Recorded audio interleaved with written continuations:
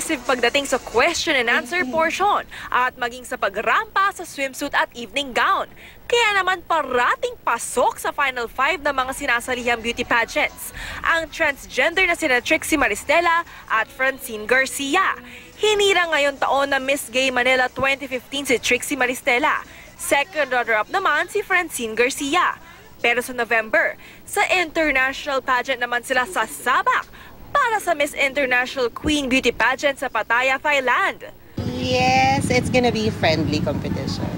I always see to it that I'm competing with myself so I can give better. Good luck sa atin and may the best girl win. Makakasama nila Trixie at Francine ang isa pang transgender na si Michelle Biñas. Puspusa na ang paghahanda ng ating mga pambato para mauwi ang koronang napanalunan ni Kevin Balot noong 2012. Siyempre, nagda-diet, inom ng vitamins, gym, exercise.